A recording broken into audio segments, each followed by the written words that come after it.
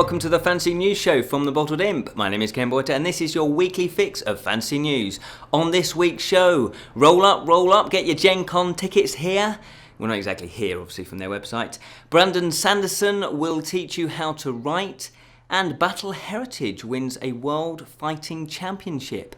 But before we continue any further, if you do hear some scraping noises, it's not Julian's knees as he walks around behind the camera. Oh no, we've got the decorators in, and he's doing some painting. Nice one, Dave. Keep the noise down. Anyway, first up is Manchester is to host a MCM Comic Con. They've been very popular down in London, and I don't think this is the first time it's gone up to Manchester, so I'm assuming it's very popular as well. It's the first time I've heard of it in Manchester. So fans of sci-fi, fantasy and pop culture can enjoy a weekend of special guests from that genre. Cosplay and masquerade, and that's a new thing. I'm not sure what the masquerade is. I think it's the masquerade balls, like the fancy costumes with the masks. The Comic Village, and also various sci-fi and fantasy merchandise will be available as usual.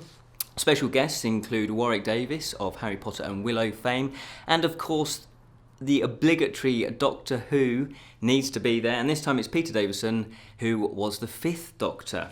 And also there are tickets still available. It runs on the weekend of the 30th to the 31st of July. You can visit their website, which is mcmcomiccon.com, for further details, and we will put all the links in the episode description. GenCon returns to Indianapolis, USA once again. Back for another year, this massive board game convention has set a convention record last year with a unique attendance of 61,423 and a turnstile attendance of 197,695. This is the big one, so if you are going to the biggest board game convention in the world, according to their website. And it has over 14,000 events taking place, which is just bonkers. There's cosplay contest, there's an art exhibition, there's the Writers' Symposium and Authors Avenue, digital gaming area where there's unique imports and also retro gaming. There's also a film festival with awards, plus there's panels and seminars, and those are just a fraction of the activities that are going to be taking place. Of course, there's going to be board game playing and obviously sales of board games as well. And that takes place from the 4th to the 7th of August. That's 4 days worth of board gaming fun. And the tickets are now available on their website, and you can go to gencon.com to find out more. You can learn how to write science fiction and fantasy from one of the best authors. Over the next several weeks, best-selling author Brandon Sanderson will be posting online his university lectures on writing for both genres. The author of several massively popular books, including the Mistborn series and the final 3 books of Robert Jordan's Wheel of Fortune series. Brandon is sharing his 2016 lectures and is expecting to be posting 1 new video a week. You can visit his website, which is brandonsanderson.com. And if you click on the About Me tab and then click on Writing Advice, that's where you'll find all the information. Robin of Sherwood of the 1980s classic TV show is back, but this time as an audio drama. Robin of Sherwood, the Knights of the Apocalypse, to give it its full title, has had its premiere, and it stars many of the original ITV cast, including Jason Connery, Ray Winston, yes, he was in the original one, Judy Trott and Clive Mantle. And this episode was penned after the last episode of the last TV series by the show's creator, Richard Carpenter.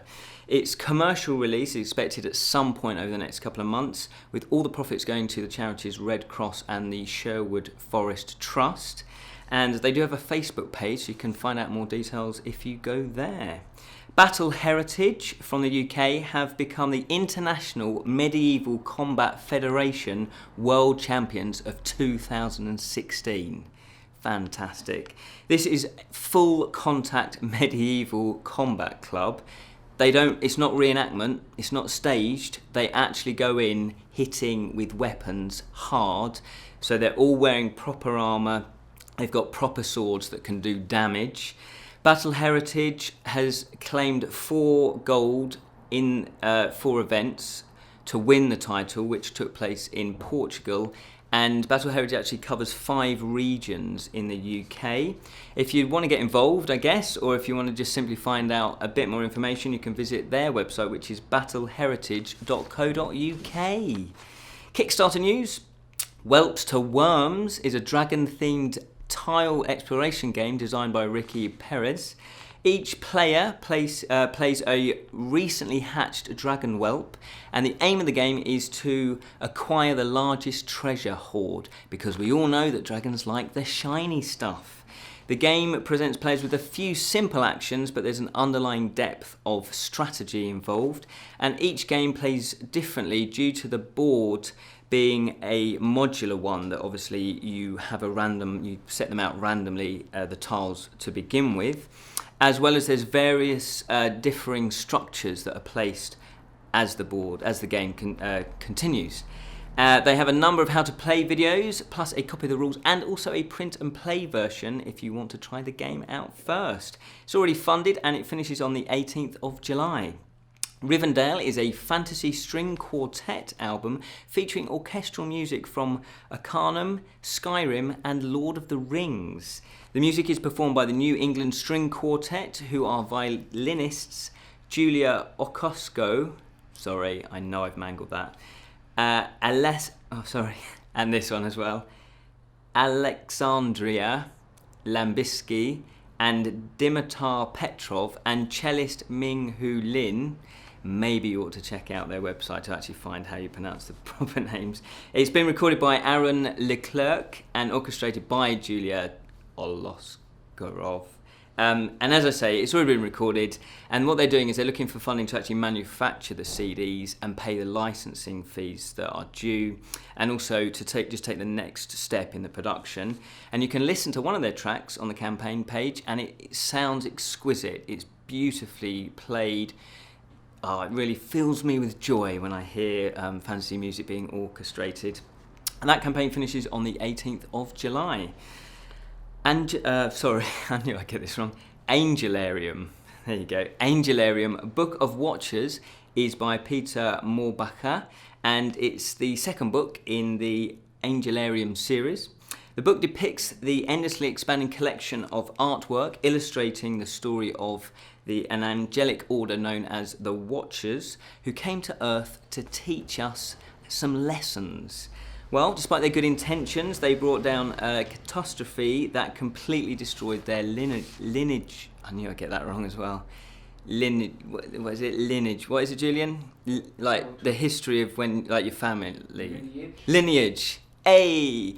Maybe Julian ought to be presenting, not me. How hard is it to work the camera?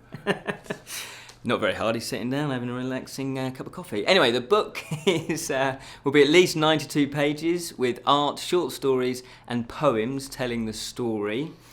And it's going to be 9 inches by 12 inches. It's hardbound cover with a dust jacket.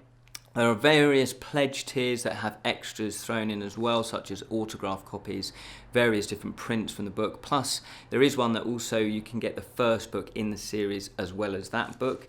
And the artwork looks stunning. It looks beautiful. It looks very sophisticated. It really is of the highest quality. I am very tempted to back this one myself. And in fact, I would recommend going to the website, which is angelarium.net, just to see exactly what I mean. It's already funded and it finishes on the 10th of August. But that's all we have time for. Remember to watch our Friday fantasy show that obviously comes out every Friday. And we have a Facebook page, we've got a Twitter account, obviously all the usual social media. So please watch, like and share everything that we do. Thank you for subscribing if you have done so. Please spread the word, force others to subscribe to our channel. We want to be big, we want to dominate the world. Not quite, I'm getting a bit overexcited. Hey, anyway, so until next time, thank you for watching, and remember, keep it unreal, especially the news. Shouldn't really dominate the world, should we?